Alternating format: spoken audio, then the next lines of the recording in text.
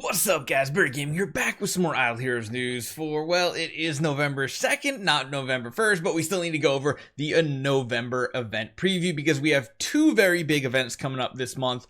Honestly, we might have another big Prophet Orb event coming up on Black Friday, and of course, a Heroic Summoning event for a brand new hero in the end of November with the Thanksgiving event. Now, I might be starting a new account or a new series based off what this hero can do and stuff, because remember, this is a non-Transcendence hero, so that we have a Transcendence hero Christmas.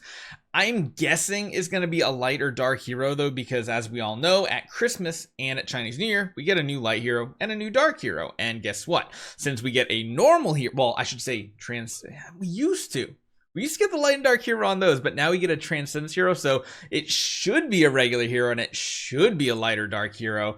I don't know what it is. I feel like it might be a light hero, but I'm not quite sure just yet. So let's go over what it looks like. We, of course, have the usual gameplay updates and function optimizations, which is great. We get them every single month, and it makes little changes to the game like we had just earlier this week that make the game a little bit better. But let's go over how you should prepare for the month of November. Hopefully you guys enjoy this one. Let's jump right into it.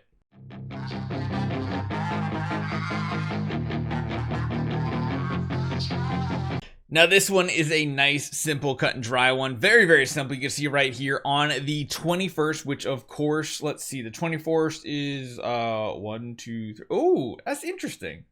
So yeah, the 21st is the Friday before Thanksgiving, which is typically how this works out, because it looks like Thanksgiving this year is on the 27th. So that is the last day of the event. Therefore, it counts as the Thanksgiving week. And of course, as you guys can see on the 28th, we're going to have the Black Friday event. Now, Black Friday event is typically more geared towards spenders, or at least those that have some VIP levels. We'll kind of go over that here in a little bit, what to expect from that event. But as far as the Thanksgiving event goes, that is going to be a Heroic Summoning event. And as you guys can kind of see by this really janky outline, it's going to be a light or a dark hero. It does feel a little more whimsical almost, and again, we have to discuss, is this going to be a light hero or is this going to be a dark hero? Does it really matter? I mean, probably not, but it is going to be a Heroic Summoning event, which means this is going to be one of the few opportunities you have to use your scrolls. Now, in the past, Thanksgiving event has not been a super amazing one for free-to-play players. Typically, the Christmas event and then the subsequent afterwards Chinese New Year event is pretty good. But you know, one thing we need to talk about too, Chinese New Year 2026 date is in late February this time, so it should be a pretty good event. I think it's not even going to fall on like, oh, actually, you know what? It might fall on Valentine's Day again too. We'll have to see, but it's February 17th this year, which means it's not going to be an early one in January, which means we're not going to get a double hero release in January, which is good. We're going to have a down month of January's Heroic Summoning event, which most likely you can skip in order to save back up. So again, typically, this is not going to be one you want to be spending your resources on, but let's go over and show you guys what in past years it's looked like, so you guys have a better idea of what you should be saving. Now, I actually forgot, last year kind of broke the mold with Norin Hay coming out. Yes, a shadow hero. I think this was the first time, like, we didn't have a light or dark hero as the festival heroes and stuff. Like, again, it was a Heroic Summoning event, pretty standard. We got, you know, tickets, the resources as you went through the list here. We had the very typical quest system with getting the treasure train treasures as part of the rewards. The Orchard Harvest, if I remember correctly, was a pretty good one overall. You got some pretty decent random rewards off it, which people really enjoyed. The Fortune Treasure Shop, again, was pretty normal here. There was this special turkey foodie one. I can't remember if it was actually any good. I don't think this was one a lot of people could even get points for. Of course, Plentiful Gifts wasn't anything super special. The Treasure Train, it is what it is. And beyond that, the Relay Package was one that gave you a little bit as far as the breakdown goes. But again, this just looks like a bog standard event, doesn't it, guys? Like, it literally didn't have anything really super special. Granted, I do think the Orchard Harvest was a pretty solid event, but all in all, it was just pretty average. And that's what I'm expecting for it to be again. Now, Black Friday, on the other hand, is a little different. Usually, even low spenders get a little something extra out of it, and typically free-to-play doesn't really do it, but let's go over it and show you guys what it's all about.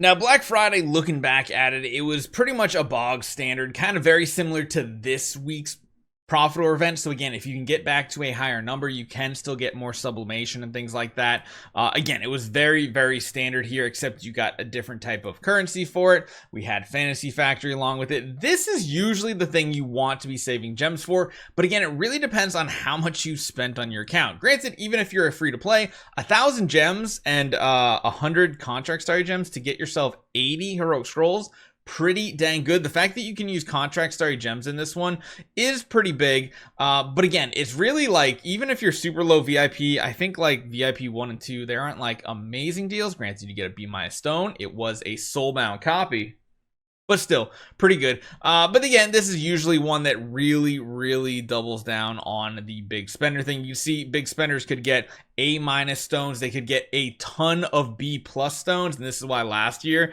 it, like, if I remember correctly, it flooded the market with A- heroes, which made them very inexpensive to purchase. I don't know what's going to change with the new system that we have of getting prism starry gems when we do sell stuff, but this is the big part that grabs a lot of people's attention. Like, the normal events on this are just kind of mediocre.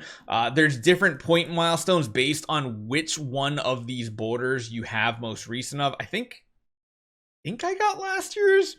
Pretty sure I did. I honestly don't even know if I equipped it, to be honest, because I don't PvP. But again, these new avatar frames, they're for PvPers, and of course you can see getting the newest one is a lot cheaper, a lot easier to get to based on what one you had previously. If you had none of them, you have to do the entire event, which is literally buying everything out. So new whales had to do it. Yeah, it was really nothing special. Most people got to this row right here, and that's as far as they got. If you spent like $5 here, if you didn't like some contract starry gems, you can get a little bit lower. But again, besides that, there aren't a crazy amount of things. There are some benefit packs that you could get, which were pretty cool. Again, Mysterious Sales was standard. This was before the Grimoire came out. Plentiful Gifts was nothing special. The Glamour Golden card was a decent one if you were a low spender. For $20. You could get this, I think, for 7 days. And of course, certain resources were based on the level of your account. So older accounts got a lot more stuff. VIP, so spending VIP that week got you a bunch more of the treasures, plus those sale coupon things. The Relay package gave you the VIP points you needed. And yeah, so as far as the main event of this, the heroic summoning part, not all that much. If you are a light spender, it's not that bad. And then if you are a big spender, you got a lot of things. So like I said, you can get an A- stone. Granted, you're going to need a lot of contract starry gems, so just start saving those up right now. You got some Destiny transition materials. You got these cards for the sale. You got what, 2, 3... You get 3 B+ stones. You get 1, 2, 3 B stones and 1 B-. Let me tell you this, in 2023 Black Friday was when I think we got the crazy amount. Like, it was like 4 B+, and then we had like 10 or something crazy B stones.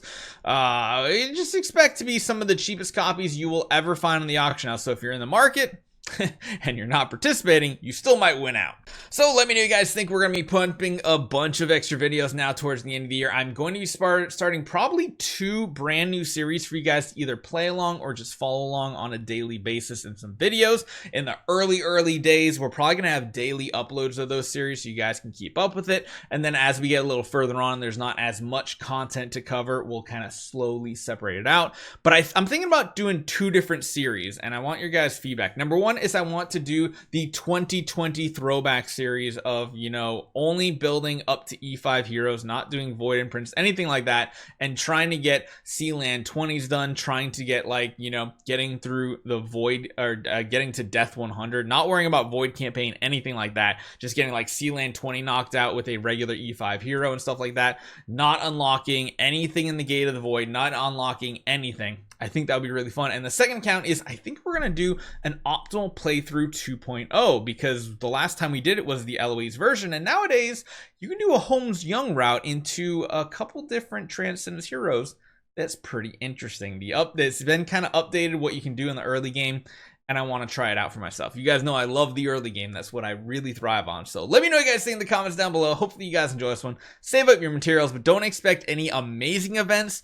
Good side events to the main events, but not the actual events themselves. If you have more profit orbs, though, definitely a chance to use them. Hopefully you guys enjoy this one. I'll see you guys next time.